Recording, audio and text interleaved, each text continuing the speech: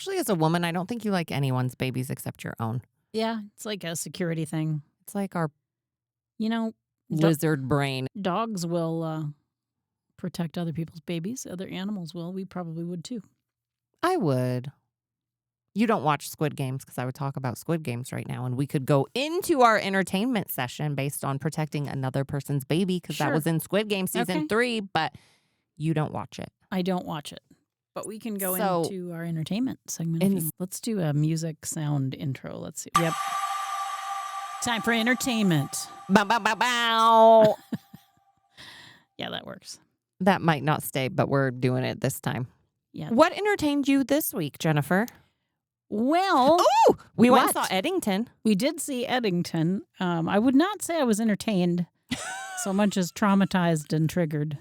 Oh, she wanted to hold my hand the whole movie. I could tell. For comfort.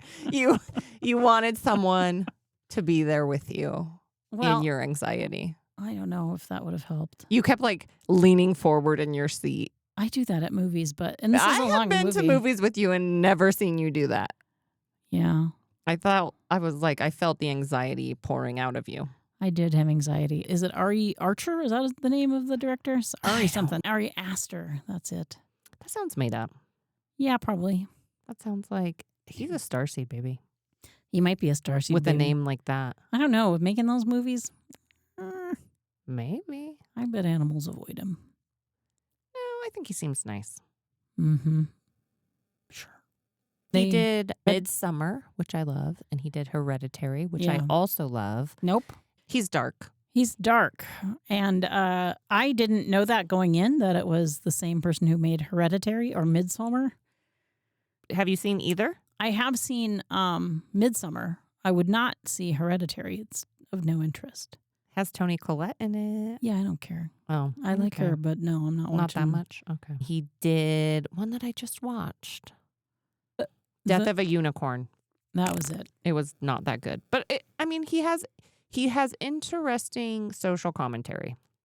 What do you think the social commentary was from Eddington? It broke the society that we were used to living in. COVID broke the society that we were used to living in. It broke American society. And we will not go back. And the only thing that survived were the tech billionaires that continue to take over everything. And not even the billionaires, but the tech itself, right? That tech company came in. Mm-hmm. Yeah. There's a little bit of that was the only thing that survived. Every other character you knew in that died, or that version of them died during the pandemic. The subplot was the tech businesses and tech jobs in a town that appeared to be dying. But I don't think that was the subplot. I think that was the main plot. It was more about the politics of COVID. I know that to me what stuck out, COVID was one of the best times in my life. I was very happy during COVID because I was in Hawaii. But you were very poor during COVID. I got poorer for sure because people weren't marketing their businesses. I just mean to say that in some ways it could have made you introspective and appreciate some things. And I think it made a lot of people who lived in the city say, I really want to get out of here and go somewhere simpler. And they didn't talk about that. This was from the perspective of a small town where you had some sort of liberal kids and a lot of conspiracy theorists on both sides. And the one part of COVID that really polarized people was the masks. And so it kind of starts from mask, no mask take from the bigger town. Well, I've mentioned it to you before when I lived here closer to the end of COVID, people were still masking in Fort Collins. And I don't think anybody at Greeley had masked since 4 days after COVID. They had the same thing with the police from the other department going, you need to put on your mask. And the smaller town guy going, fuck you. And the hypocrisy of some of the liberals, like the mayor who's meeting without a mask with several other people in his bar. Yeah. So for me, it was just triggering. I just hated all of the division that came from that. And it was really kind of focused on the horrible parts of it. And in a small town, you got more of the horrible parts of it. Well, I don't think there were good parts of it.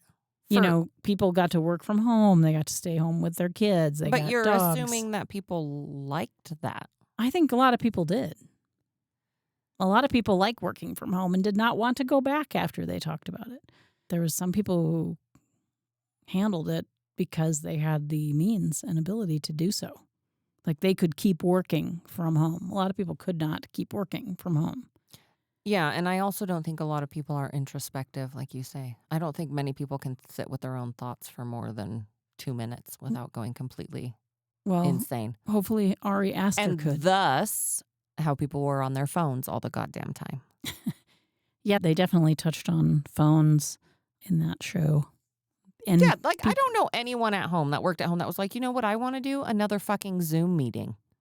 Yeah, no, but I mean, people were making sourdough. Again, people were moving to the country, which they'd wanted to do for a long time, getting out of the rigmarole of the cities. I just think there was some positive too. For such a small percentage of people. I knew a lot of people who were perfectly happy during COVID. Introverted people who loved the opportunity to work from home, who did jobs where they could. And they could stay home with their cats and dogs and children. But if they had children, they also had to educate them while they were there. They weren't loving that. So they didn't like that part. No.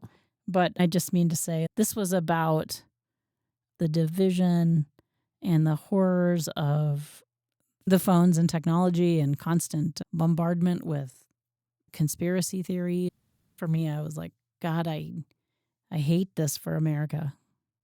People watched way too much YouTube and were on their phone too much and stayed on the internet too much. And never went off of it. Mm-hmm. So, I thought that the movie was upsetting. It was. That's a good way to put it. It is upsetting. But I enjoyed it. I will watch it again. Yeah, you might get a more nuanced take after watching it a second time. I might too, because I was just in shock the whole time and going, no, this is horrible. And speaking of being on the internet too much. The internet. The final frontier. I go on the internet, everyone, by the way, but I don't go on the social medias because I think they are rotting everyone's brain. In your opinion, I'm rotting my brain.